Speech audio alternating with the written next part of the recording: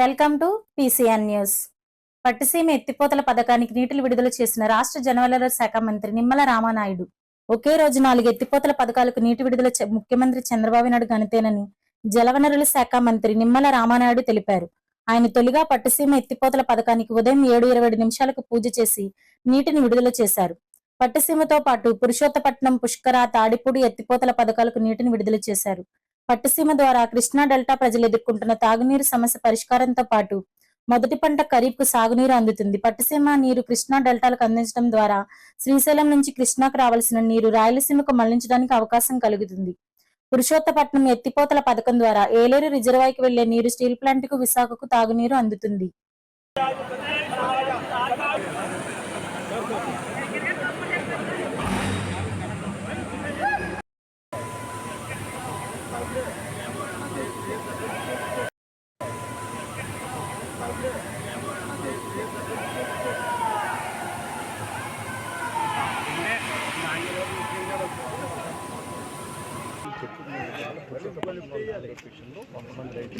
రాష్ట్రంలో ఆక్వా రైతుల సమస్యలు ప్రభుత్వం పరిష్కరించకపోతే తమకు క్రాప్ హాలిడే శరణ్యమని ఆక్వా రైతులు వాపోతున్నారు. పశ్చిమ గోదావరి జిల్లా పాలకొల్లులో జై భారతి క్షీరారామ ఆక్వా రైతు సంఘ అధ్యక్షుడు గొట్టుముక్కల గాంధీ భగవాన్ రాజు ఆధ్వర్యంలో రాష్ట్ర స్థాయి ఆక్వా రైతుల మహాసభ జరిగింది. ఈ ఆక్వా మహాసభలో రాష్ట్రం నలుమూల నుండి భారీగా ఆక్వా రైతులు పాల్గొని ఆక్వా రంగంలో రైతులు ఎదుర్కొంటున్న సమస్యలపై చర్చించారు. హెచ్చరీలు, నాణ్యమైన సీడ్ అందించాలని, ఫీడ్ కంపెనీలు పెంచిన ధరలను తగ్గించాలని, రొయ్యల కొనుగోలుదారులు రైతులు గిట్టుబాటు ధరలు ఇచ్చేలా ప్రభుత్వం చర్యలు తీసుకోవాలని, అలా చేయని వారిపై ప్రభుత్వం చట్టపరమైన చర్యలు చేపట్టాలని డిమాండ్ చేశారు. ప్రభుత్వం ఆక్వా ఫీడ్, సీడ్ కొనుగోలు కేంద్రాలు, సంస్థలు రేట్ నిర్ణయంపై ప్రభుత్వ నియంత్రణ ఉండాలని కోరారు.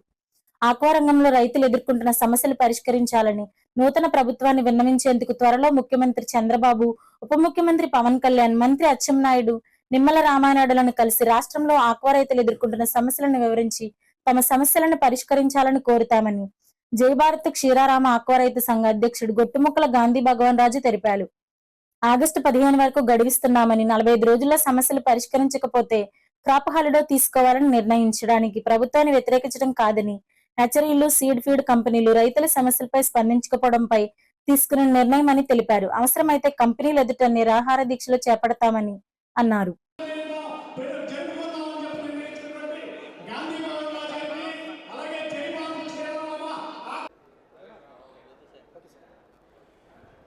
ఇవాళ ఆక్వా రైతు మరి ఏది కష్ట నష్టాల్లో ఇవాళ రైతు ఉన్నారో ఆ రైతుని ఇవాళ ఏ విధంగా బయటపడాలనే ఉద్దేశంతో ఇవాళ అందరం కూడా సమావేశం ఏర్పాటు చేయడం జరిగింది.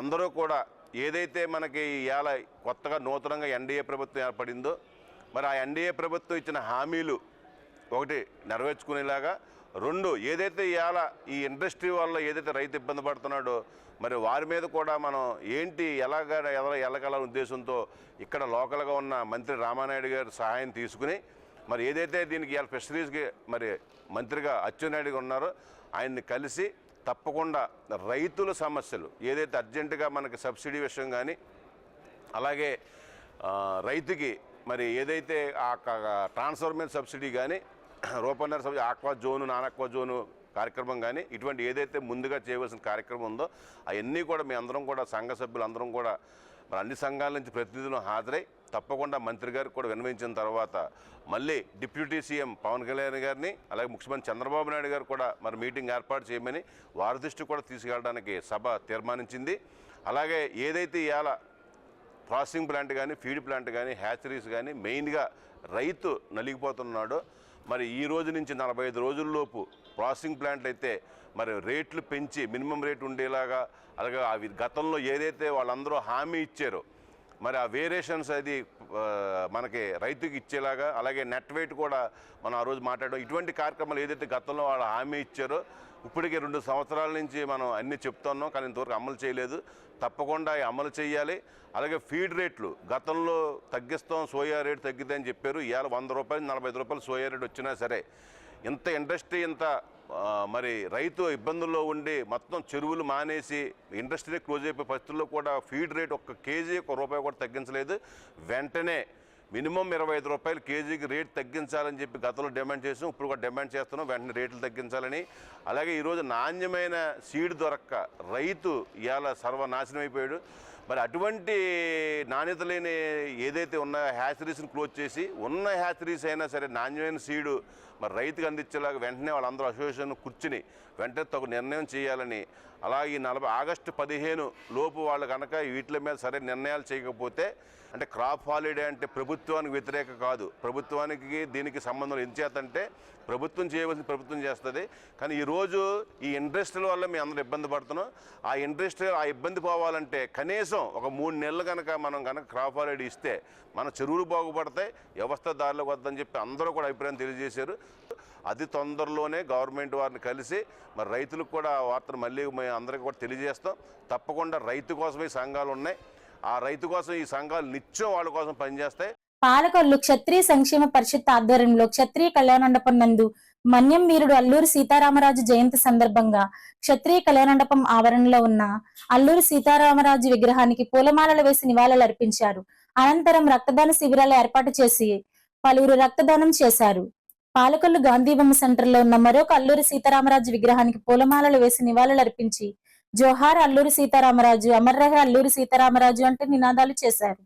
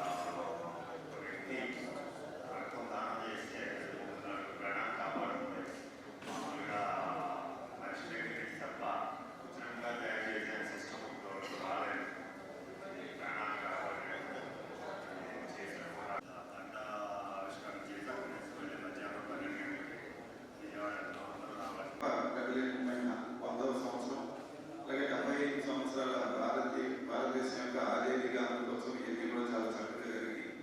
దాంట్లో భాగంగా అల్లూరి సీతారామరాజు 127వ జయంత్యోత్సవాల్లో పాల్గొన్నందుకు అందరికీ హృదయపూర్వకమైనటువంటి శుభాకాంక్షలు తెలియజేస్తున్నాను. అదేవిధంగా ఈరోజు చక్కటి బ్లడ్ డొనేషన్ క్యాంప్ ఏర్పాటు చేసి అందులో పార్టిసిపేట్ చేసినటువంటి మిత్రులందరికీ కూడా హృదయపూర్వకమైనటువంటి అభినందనలు తెలియజేస్తూ ఈ అల్లూరి సీతారామరాజు అనేటువంటి ఒక స్వాతంత్ర సమరయోధుడు, ఒక దేశభక్తుడు, మరి క్షత్రియ జాతిలో ఉపయోగించడం మన జాతి యావత్తు కూడా గర్వంగా మనం చెప్పుకోదగినటువంటి విషయం. పాలకొల్లు మారుతి థియేటర్ సెంటర్ లో ఉన్న స్వర్గీయ వంగవీటి మోహన్ రంగ జయంతి సందర్భంగా ఆయన విగ్రహానికి తెలుగుదేశం, జనసేన, బీజేపీ, వైసీపీ నాయకులు, పలువురు స్థానికులు పూలమాలలు వేసి నివాళులర్పించారు. బడుగు బలహీన వర్గాల ఆశాజ్యోతి వంగవీటి మోహన్ రంగ అని పేదల పక్షాన పోరాడి అసువులు బాసిన వ్యక్తి మోహన్ రంగ అంటూ కొనియాడారు. జోహార్ వంగవీటి మోహన్ రంగ, అమర్ రహా రంగ అంటూ నినాదాలు చేశారు.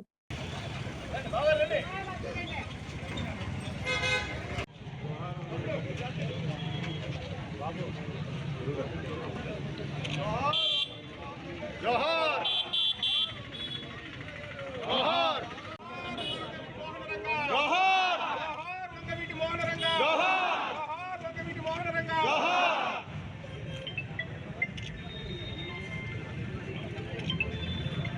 జోహార్ వంగవీటి మోహన్ రంగ, జోహార్ వంగవీటి మోహన్ రంగ, జోహార్ వంగవీటి మోహన్ రంగ, జోహార్.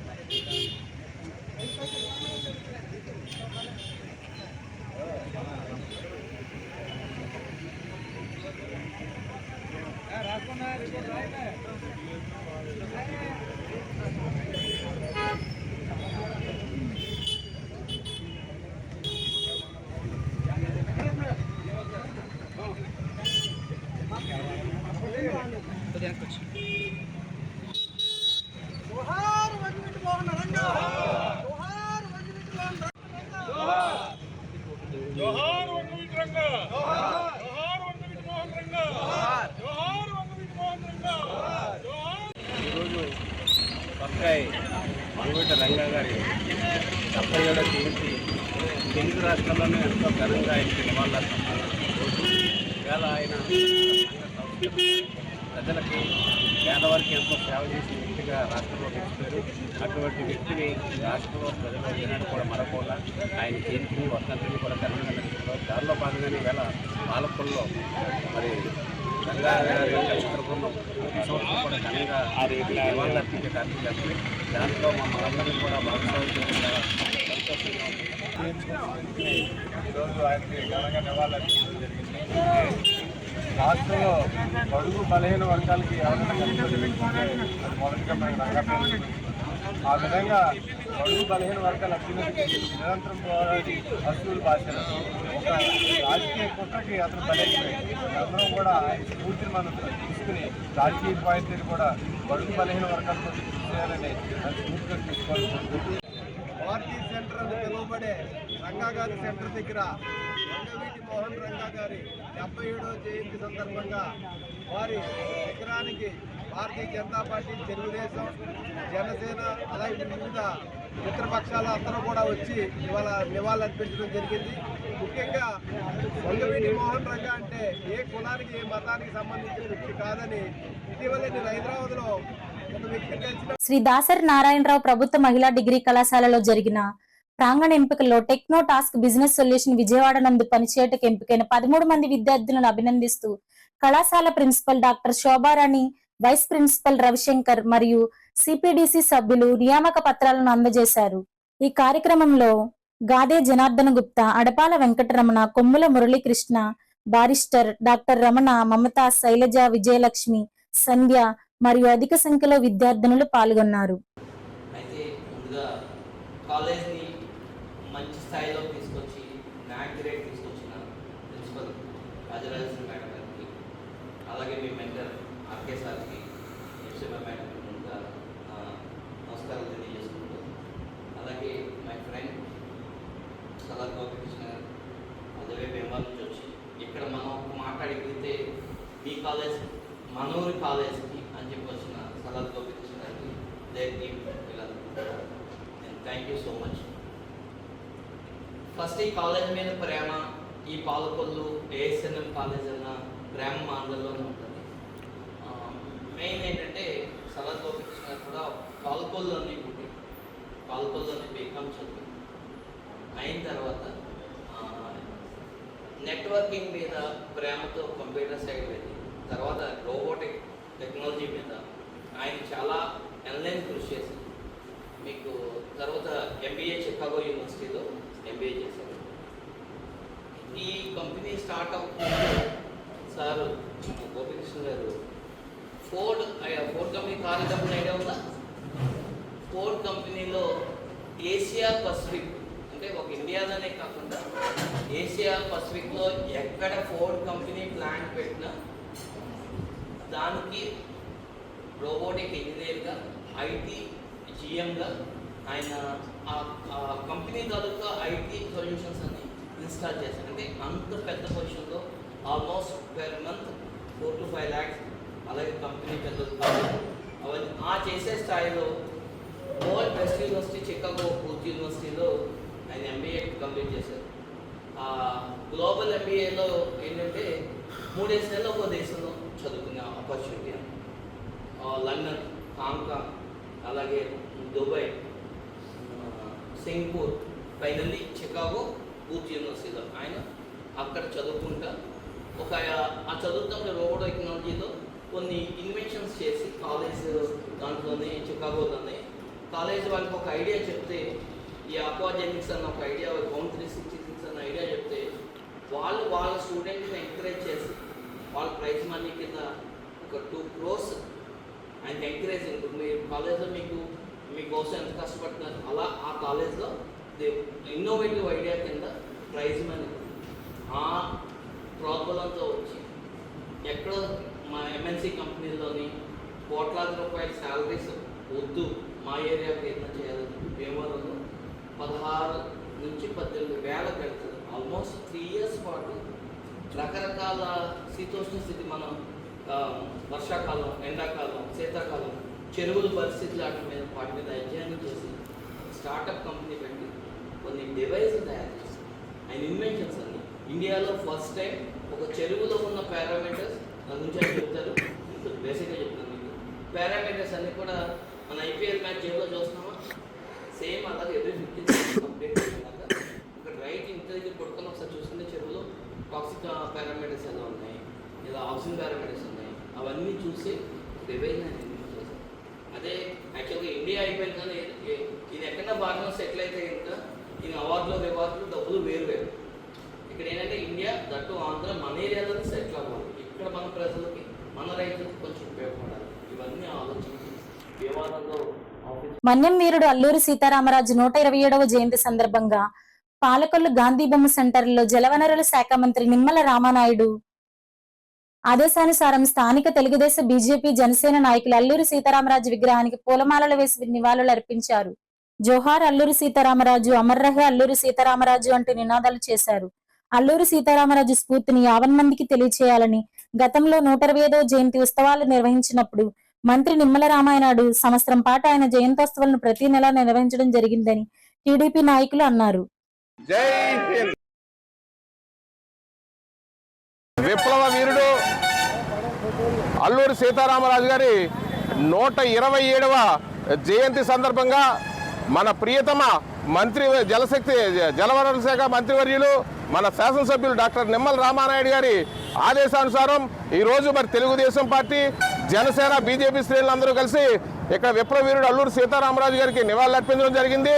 మరి తెలుగువాడి యొక్క ఘనతను దశ దిశలా వ్యాపింపజేసినటువంటి వ్యక్తి అల్లూరి సీతారామరాజు గారు.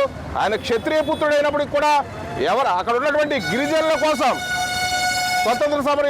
స్వతంత్ర పోరాటంలో పాల్గొని అతి చిన్న వయసులోనే అసూలు బాసినటువంటి వ్యక్తి. ఆయన యొక్క 125వ జయంత్యోత్సవాలని ఆయన యొక్క స్ఫూర్తిని దశ దిశలా వ్యాపింపచేయాలనే ఆలోచనతో ఆ రోజు మన శాసనసభ్యులు రామానాయుడు గారు 125వ జయంత్యోత్సవాలని సంవత్సరం పొడుగునా అంటే ఎక్కడా కూడా నిర్వహించలేదు. మన ప్రధానమంత్రి నరేంద్ర మోడీ గారి సూచన మేరకు 125వ జయంత్యోత్సవాలను సంవత్సరం పొడవునా ఆయన యొక్క స్ఫూర్తిని చాటడానికి మన నియోజకవర్గంలో చేసినటువంటి ఘనత నిమ్మల రామానాయుడు గారు దక్కుతుంది. మరి అటువంటి వ్యక్తి యొక్క మహనీయుడి యొక్క స్ఫూర్తిని నేటి యొక్క తరం తీసుకొని ముందుకు సాగాలని చెప్పి కోరుకుంటూ నాకు ఈ అవకాశం ఇచ్చినటువంటి పెద్దలకు ధన్యవాదాలు తెలియజేస్తాను. ఇంతటితో ఈ వార్తలు సమాప్తం. మళ్ళీ తిరిగి రేపు బులెటిన్ లో కలుసుకుందాం.